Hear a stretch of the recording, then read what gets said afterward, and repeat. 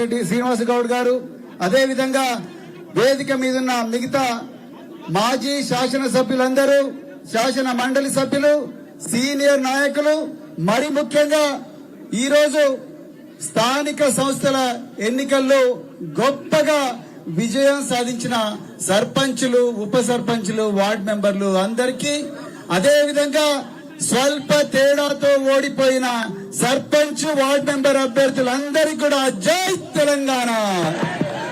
ఏంది నాగర్ కర్నూలు అంటే ఇంతేనా? జై తెలంగాణ. నేను ఈ ఆఫీస్ లో ఈ జాగల 45 రోజులు ఉండి వీరోచిత పోరాటం చేసిన, ఆ పోరాటానికి సహకరించిన మీ అందరికి కూడా హృదయపూర్వక ధన్యవాదాలు. ఇంత సప్పా కొడతారా సప్పట్లు సార్కు? ఆయన పోలీసు ఆయన ఇష్టం, అలా తర్వాత పెడతాడు. ఇప్పుడు పంచాయతీ అంతా పోలీసు వాళ్ళతోనే ఉన్నది. అట్లా కాదు, నీకు నాకే పడదు పోలీసు వాళ్ళతో. పంచాయతీ అంతా పోలీసు వాళ్ళతోనే ఉన్నది. తూడు కుర్తినచ్చే మొదలైంది పంచాయతీ అంతా. అవును.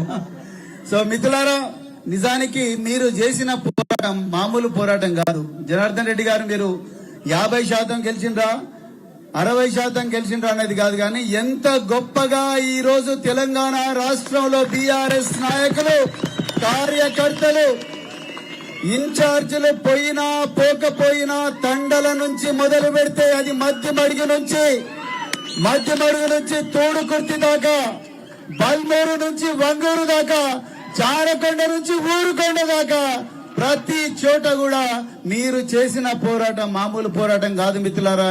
ఇలా రేవంత్ రెడ్డి గారు కొడంగల్లో మాట్లాడుతున్నారు, మాకు అన్నొచ్చినాయి. రేవంత్ రెడ్డి గారు, మీరు దయచేసి నాగర్ కర్నూలు సభకు రాండి. మీరు తొండలు అంటున్నారు, ఆ తొండల సైన్యం ఇక్కడ ఉంది, వాళ్ళు ఎవరు మీరు తొండలు అంటున్నారు కదా, ఆ తొండల సైన్యం నాగర్ కర్నూలులో ఒక శాంపుల్ చూపిస్తారు, అక్కడికి రాండి. ఎవరి లాగులకు పోతారో చూడండి మీరు ఒక్కసారి. మిత్రులారా, మామూలు విషయం కాదు. పోలీసుల బెదిరింపులు, బైండ్ ఓవర్ చేస్తామని ఇండ్లకు మఫ్టీలో పోలీసులను పంపించిండ్రు. వార్డు మెంబర్ నిలబడదామంటే MLA, sitting ruling party MLA దగ్గర నుంచి బెదిరింపులు, ఎమ్మెల్యే ఫోన్ కట్ చేస్తే ఎస్ఐ నుంచి బెదిరింపులు, లేకపోతే నేను బొండిగా పోటీ చేస్తా అంటే ఇంటికి 20 మందిని పంపించి నోట్ల గడ్డలిచ్చి కుటుంబ సభ్యులందరూ ఉంటే బెదిరింపులు, లేకపోతే కిడ్నాప్ చేసి తీసుకుపోయారు, కొట్టిండ్రు. చాలా చోట్ల కూడా ప్రచారం చేయనివ్వలేదు. అయినా కూడా మొండిగా ఉదయం 5 గంటలకే ఎముకలు కొరికే చలిలో పొద్దున్నే లేచి ఇంటింటికి పోయి కేసీఆర్ గారి గొప్ప పాలన గురించి ప్రతి ఇంటికి పరిచయం చేస్తూ మీరందరూ కూడా పోరాటం చేస్తే ఈ రోజు మనకు గొప్ప ఫలితాలు వచ్చినాయి మిత్రులారా. మీరందరూ కూడా మరి చాలా గొప్ప యుద్ధం చేసింది.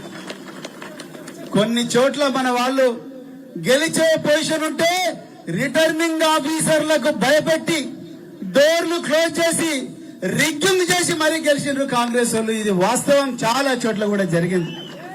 ఒక్క ఓటుతో ఓడగొట్టిండ్రు, 2 ఓట్లతో ఓడగొట్టిండ్రు. వాళ్ళు ఓడిపోయే పరిస్థితి ఉంటే వెనక్కి పోయి రిగ్గింగ్ చేసిండ్రు మిత్రులారా.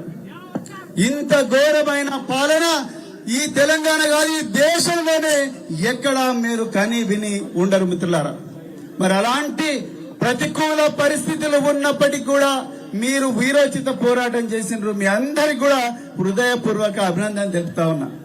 మిత్రులారా, ఈరోజు మరి నాగర్ కర్నూలు వేదికగా మనం చేస్తున్న ఆత్మీయ సన్మానం అది కేవలం గెలిచిన ఓడిన అభ్యర్థులకు మాత్రమే కాదు. యూరియా కోసం ప్రతిరోజు కూడా బార్ లైన్లలో నిలబడి రాత్రింబవళ్ళు పోరాటం చేస్తున్న రైతన్నలకు మనం చేస్తున్న సన్మానం.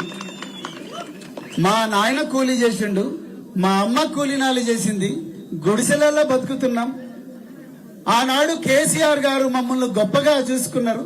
వాళ్ళ మనవరాళ్ల కన్నా కూడా మేము గొప్పగా చదవాలని చెప్పి కాలేజీలకు, యూనివర్సిటీలకు మమ్మల్ని పంపిస్తే రేవంత్ రెడ్డి ప్రభుత్వం 8,000 కోట్ల రూపాయల బకాయిలు పెట్టి మమ్మల్ని మళ్లీ బర్లు కాసి గొర్రెలు కాసే బ్యాచ్లుగా తయారు చేస్తున్నారని పోరాటం చేస్తున్న విద్యార్థులకు మనం చేస్తున్న సన్మానం మిత్రులారా. ఇది వాస్తవం.